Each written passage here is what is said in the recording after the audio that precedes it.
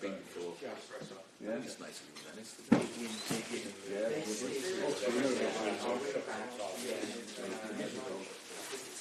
So yeah, nice number 7 later. When's that planned for? June, middle of June. Oh. Just before the Sharpie. Me and the missus, Sharpie and the I haven't had it. Alright, cool, yeah. Oh yeah. Wouldn't be the 22nd of June by any chance, would it? No, come back on the 21st. So it's we'll miss each other. The 21st, That's like middle of June, I think. I'm going on. Where are you going? We're going to Lefkada.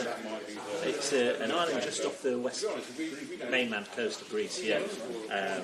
My wife, Kate, she's been on about it for several years, so she books everything. I just go there, pick up a car and I drive, yeah. You tell me where I'm going and I'll drive us there. Yeah. I know my role now. Yeah.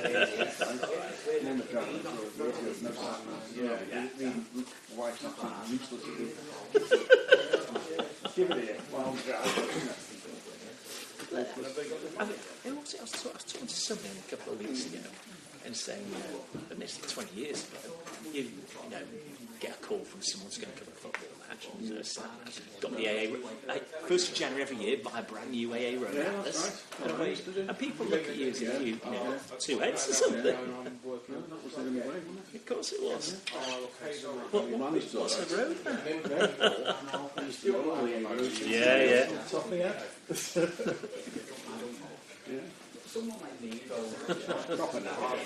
Exactly. Yes, think about it. End up at a dead end. That's the right road then.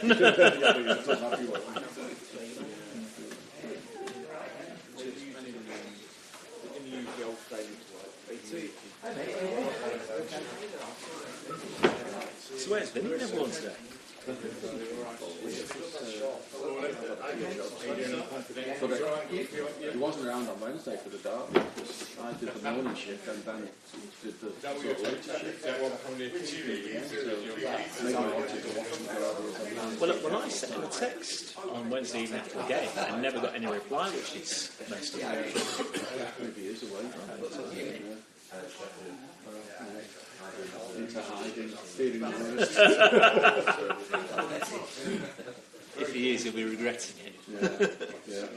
But it was great. I mean, the whole atmosphere, pre-match, it was a proper throwback at Goodison on Wednesday night. It was superb. Yeah, I'm like you. I didn't think it was No. Yeah. We got better scoring goals, which is a fucking I tell you what, there was a lot of composure for that opening goal, which like the one against Leicester. you just don't expect from him. No. Yeah. It is, yeah. Arms and legs all over the place, isn't it? He puts himself about. But I've thought this for a long time. You know, fine, okay, he's wrong. Put yourself about. Rough a look at your fingers. He does. Defend. You can't rest, can he? You know, so you've got to be on there. So I've thought this for a couple of years now. I think Calvert-Lewin's too nice now. He's not the same player. And sure, he has the odd game. Generally, he runs around the front line. Great, okay, well, I can do that. Yeah. He's got to have service. I can't see him being given a new deal. I don't think he wants one.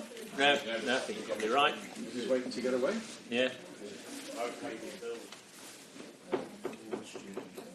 Was that? I don't know if you've sat down and spoken to Peter, but I do love the fact that he absolutely adores the game and all he wants to do is play and have a chance. Sometimes that counts for something more. No, not done this. Really nice guy. Yeah. I've done Defoe recently. Oh yeah. Really nice guy. Yeah. Not of the guy who's winding. Yeah, It turned into different. I was going to say I saw that. That's not really you a bit. But remember last season I did 2 interviews with Idrissa. One in February, sat down, all done in English. Got to end of April, get a call. Idrissa Gay is going to be at the week and it'll be with a translator. What? Well, his English isn't great. You are aware we did an interview with him 3 months ago, and his English was, step perfect. Translated as well. Nothing worse than remember the first one with him when he signed for Villa. Yeah. Which you can understand his English. Yeah. I'm sure he's good English, as you say by now. That's the joke, isn't it? You ask the question, and you know he's understood everything. Yeah. Okay. How's things? But we celebrating the rest of this on Wednesday night? So it wasn't the only person in the country. Yeah. What was noise? You could see it. Did you have the split screen on there? No, I didn't. See, professional. The thing was, I sort of gave up and stuff. Yeah. I tell you what, if that opening goal had stood, that would have made it.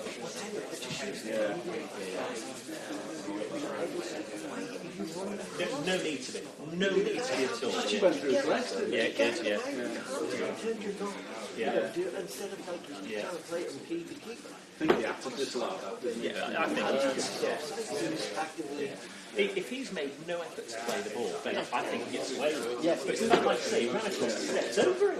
Just stop it. And that would have been very interesting. Well, and given Barnes' form away from home, it's been awful. Instead, sort of that bearing, get control.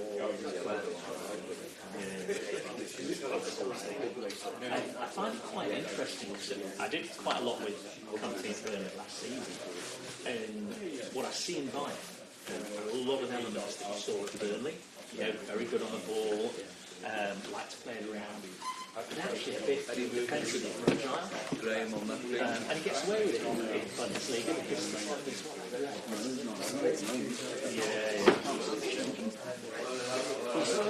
Time, isn't yeah, you're selling everyone else. I know.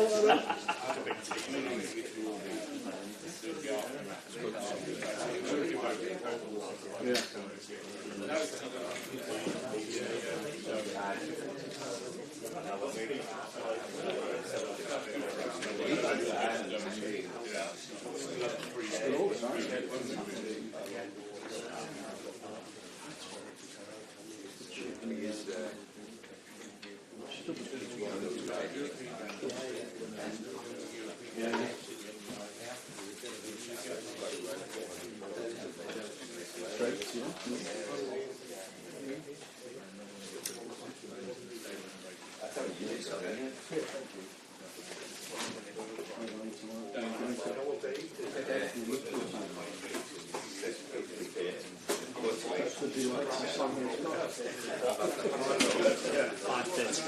As well.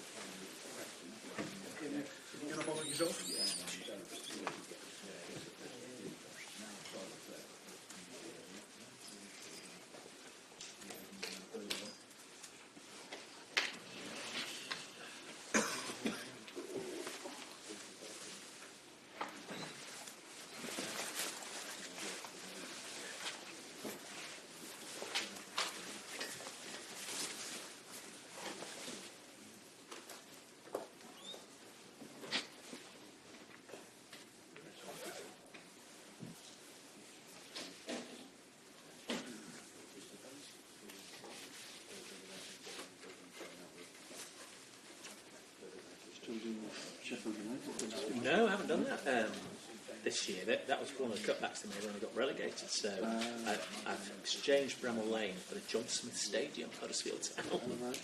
Similar thing. Similar kind of thing, because they're under relatively new ownership now with Americans and Kevin Nagle and what have you.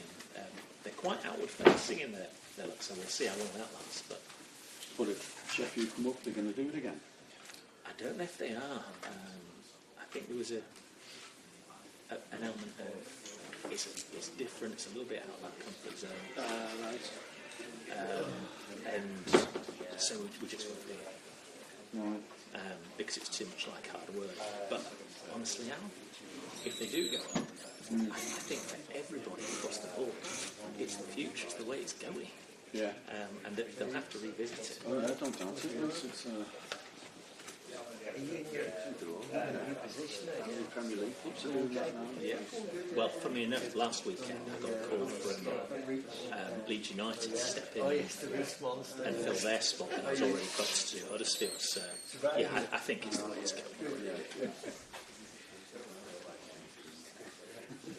Which is great for people like you and me. Oh, yeah. It helps, isn't it? Yeah, of course it is. Work. Well, people like you, you're a bit younger than me, Rich, and you're thinking of packing it in, slowing down. Never. Too many nights like that sort of Wednesday night. Yeah, that's true. Yeah, not that you Yeah. Well, that was me. Because a mate of mine said, I've got spare time, do you want to go? Wednesday night, got work on first thing Thursday. Be a late. Wait, we're going to get No, you're all right. Then sat there watching, yeah, great. That's just before ball had been kicked. Like, what an atmosphere. And you turned it down, you idiot.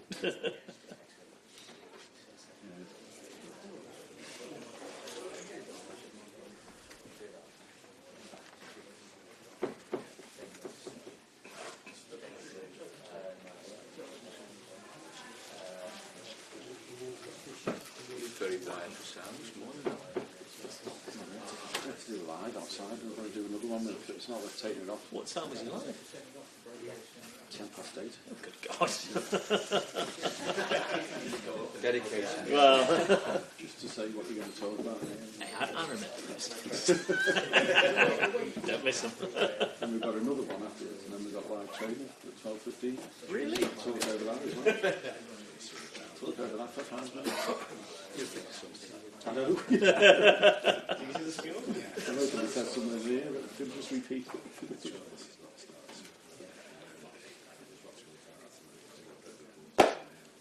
It'll be interesting to see what his reaction is like. Yeah. Might be able to tell. Here comes John Highfinger. Yeah.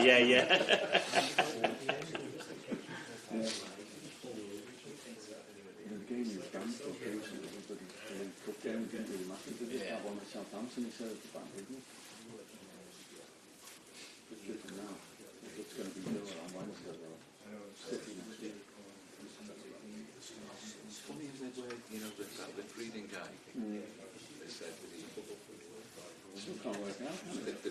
he said Good game. Must be the handshake then. apparently he sort of Yeah. sort of pulled him. Yeah. Sarcastically.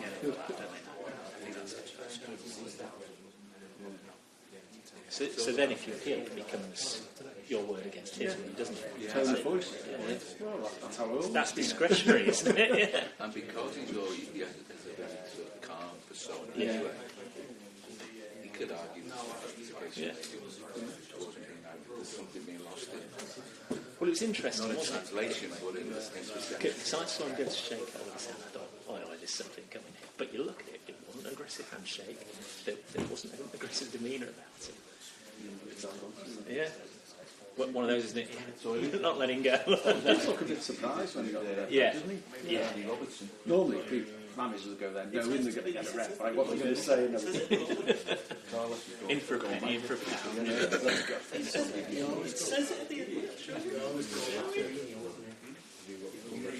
Paul Carlos up there.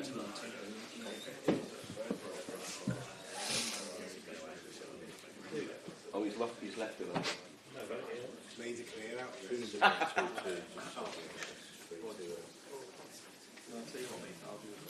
It'll have disappeared now. There you go. No good. Into BBC Radio Ladies. Oh, Oh yeah, just go literally just Does that with his marks.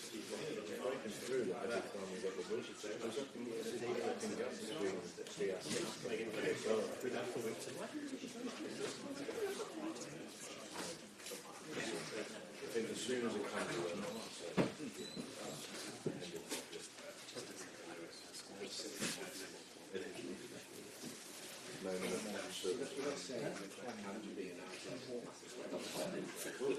he had to finish his pocket first. Rico loses his Rico comes on. Well, maybe not quite yet.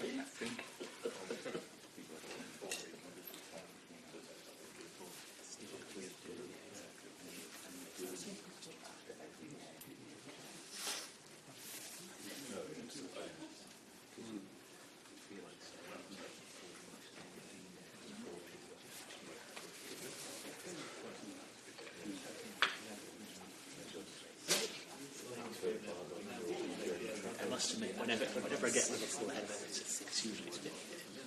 I always got a nice smile because I know you're able to ask 2-3 questions. Yeah, and then everything. You don't let everything. Vinny just Vinny will goes have his list. everything. Big long list with everything. And the joke is, you'll have a chat with him, yeah, fine, okay. And he still goes, Yeah, oh yeah, so, sorry, I just wanted to explore that. No, you didn't. yeah. Just wanted to deny you any possibility of asking you a question. I mean, you know what it's like, so then you go second, Yeah. and you pull the dregs out of anything left, and Yeah. for the poor sods that I've heard before. Yeah. It's just repeat, isn't it? Yeah, in a different yeah. manner. Try and rephrase the question. It's like the old days. I don't know what it was like over here, but I can remember doing Leeds, and there was us at Radio Air and BBC Radio Leeds that had the radio rights, and one or the other of you would go first, and it's literally covered everything. What can we get so we've got our 3 or 4 minutes to run pre-game? Yeah, because you didn't want to play theirs. Yeah, exactly. Yeah.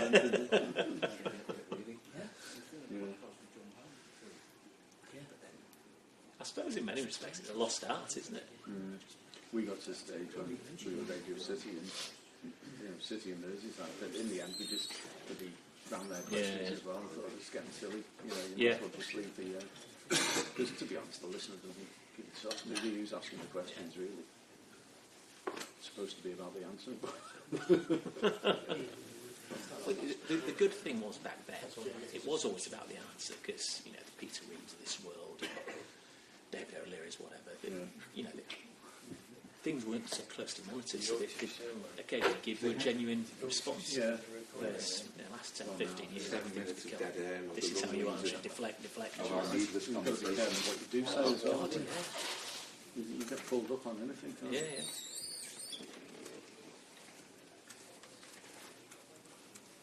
I can't remember who the player was, but I remember when Peter Reed was at Leeds, somebody had been done for put a drink drive. And he said, it was an accident. He's apologised. Obviously, just taken. But you remember when you were young, we all make silly mistakes, right? You never get that now.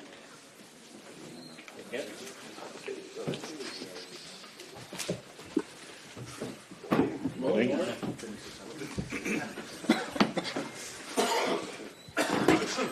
That's all. Alan, first couple. Yeah. Morning, Arne. Be interesting to get your reaction from Wednesday night, if we could, please. Any further clarification for us on why the red card was issued? Are we able to understand how and why? Yeah, there's an ongoing process now, and I think I have to respect it. We have to respect that, so I can't go into details. So if you specific your question a bit more, maybe I can answer something, but not into the details. Was it, do you feel, because of the handshake then? And was there anything that you directly said to Michael Oliver that would have deemed to have been disrespectful? I think what happened was that the last, the extra time, intentional 5 minutes that were ended up being 8. There happened a lot, and the emotions got the better of me. And if I could do that differently, if I look back at it, I would love to do it differently. I'm hoping to do it differently next time as well. But what has exactly been said or what has happened, I just told you there's an ongoing process, and I don't want to disturb that. So what are your reflections on your side's overall performance and the result then on Wednesday? It felt immediately after the referee blew his whistle that we lost 2 points, but during the whole 98 minutes, I didn't feel constantly that we were the ones that were going to win the game. It felt like an equal game, and a draw would have been maybe a fair result. But with us leading after 97 minutes, we were quite close to winning the game, so it felt as if we dropped 2 points. But I think we've won a lot Wednesday as well. And what I mean with that is, if I look at the togetherness of the team together with the fans, how much they fought together to get the result over the line. We've been praised so many times this season about how well these players can play, but they showed a different side of themselves Wednesday. In my opinion, also much better than the year before. They were mentally so strong during a game that was played maybe in the most difficult circumstances for them as well. And to stay strong together, to fight so hard, to be mentally so strong, that gives me a lot of confidence for the upcoming 14 games. I already knew how well they can play, but the togetherness they showed during 98 minutes shows me that we are a very, very difficult team to beat. Well, given that there are going to be a lot of emotions and emotionally charged games in the title run-in now, are there learnings to take from Wednesday night? Like I just said, you mean for me or for the players? The players and the club as a whole, yeah. I think the players, I just said, so I can give the same answer again, they really stood up in a positive way for me. So mentally being so strong in those circumstances. If you don't play your best game, and part of our game plan was of course to prevent them from playing so many balls into our box. But it's difficult to prevent that if you concede 20 free kicks. So then you just have to act what is their strongest asset maybe, playing the balls in with all these centre backs and full backs coming up. And apart from the first goal that we conceded from a free kick, I think we defended that really well. So players showed that they are more than 11 quality individuals that can play together in ball possession so well. They also showed they have great mentality. Again, in what I've experienced to now, the most difficult circumstances we played into. Arne, looking at the big picture, 14 games to go in the Premier League season, does a performance and experience like you had on Wednesday night actually serve to benefit this group going forward, looking at the title run? Yeah, that's a bit the similar answer that I just gave. Of course, we would have loved to go 9 points up. That would have been probably better than 7. Or not probably, that would have been better than 7. But we take a lot of positives from the game as well, not football-wise. So we didn't play our best game in terms of ball possession. But I have to give credits to David Moyes as well. Since he came in, he did a tremendous job. And he made it a really, really, really hard game for us. But the players stood up, in my opinion, because I did watch the game back last season. I told you in the pre-match conference, the press conference, we were mentally much stronger than last season. We went 1-0 down and came back by leading the game till the 97 minutes with 2-1. Looking ahead to this weekend then, what's the team news heading into Wolves, and what do you expect from Wolves now they've got a different manager and a potentially different style of play? Yeah, I said second half of the season is always more difficult than the first half for many reasons. Some teams bring new players in, some teams play longer together, so they are playing better together. Some teams bring new managers in, like Everton, and this manager at Everton is doing a great job. And the one from Wolves has made them better as well. Although I said back then that Kerry O'Neill has been very, very unlucky, because I think he deserved much more points than he got for several reasons. But the new manager that came in has done a very good job. Got some positive results in. So it's going to be a challenge again on Sunday, but that is normal.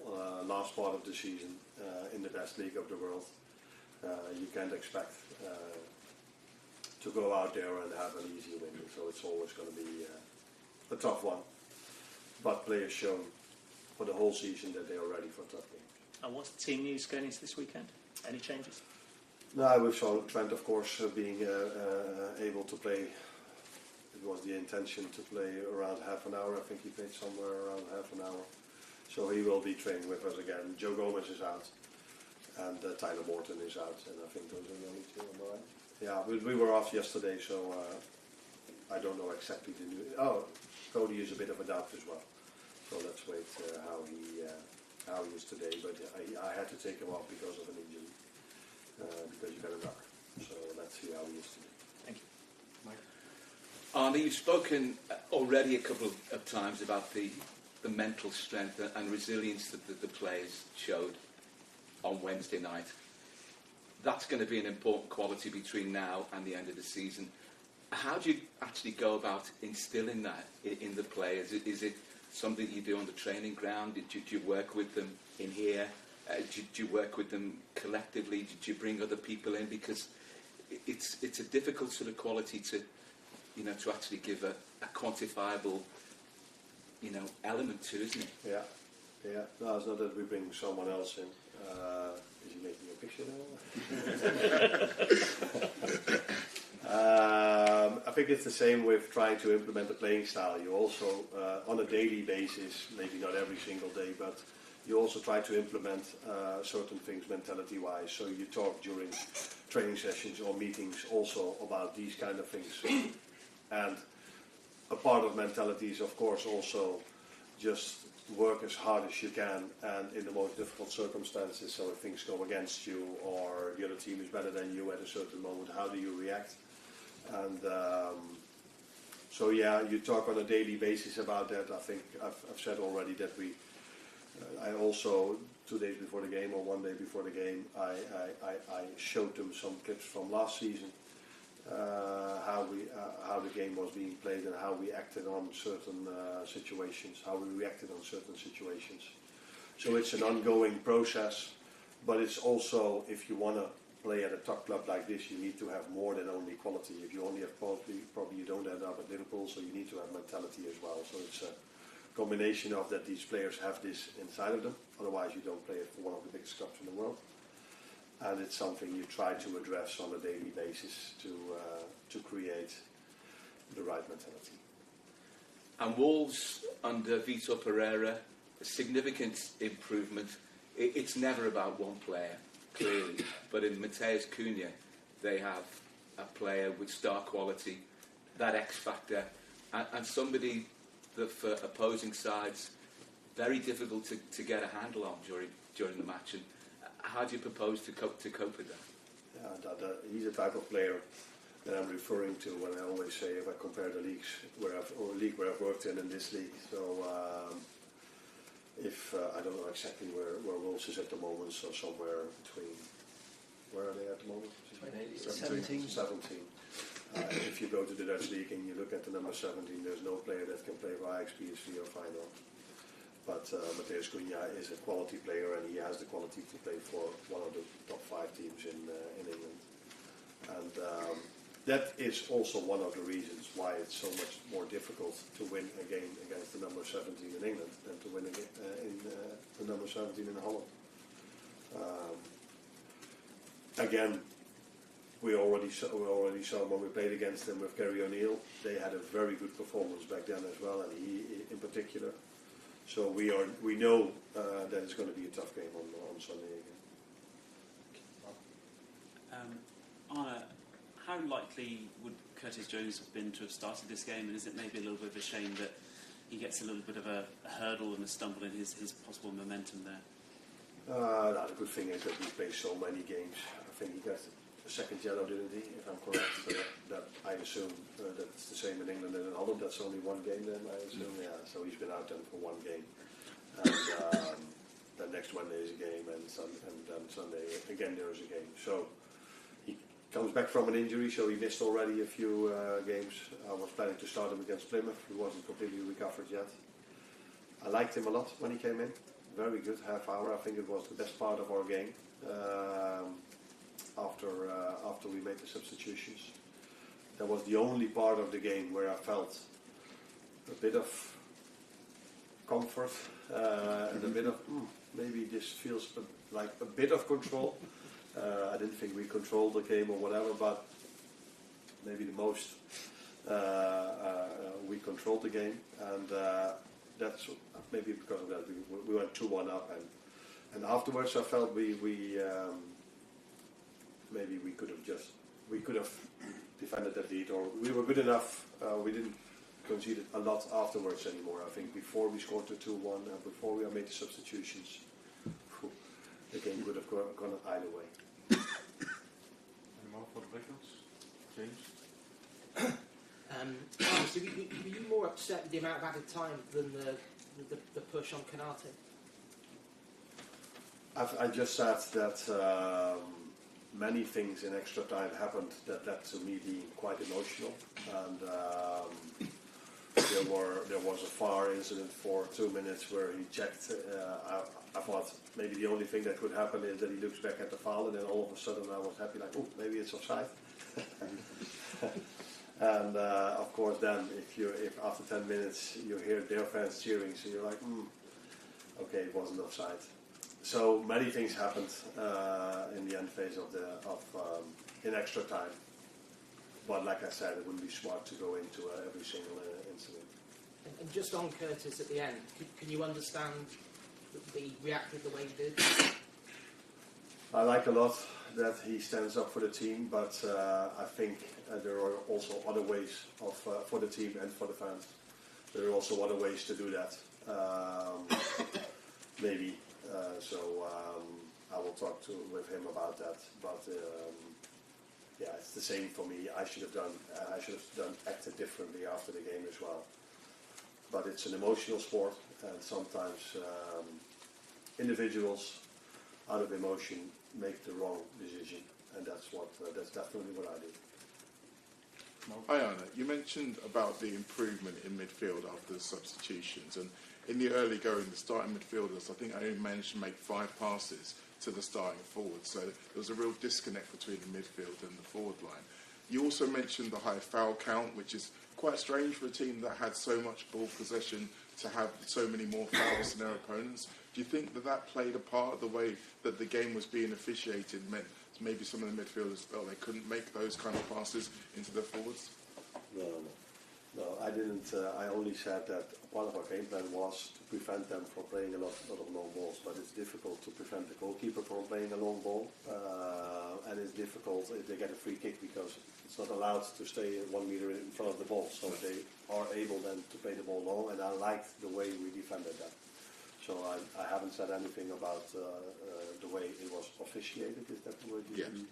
But it was clear that our midfielders were, and the whole team weren't able to bring our attackers in a lot of promising positions, because I think we scored 2 goals and maybe we created 2.5 chances. So again, it shows you the quality of our finishing. But I would have acted different, loved to act differently after the game. I would have loved us to play the game in a different way, but it's so hard to play the game in a different way if you face the circumstances we faced and the playing style we faced. So that's why I was happy that we coped with that playing style in such a good manner. Cheers, Alan. Thank you.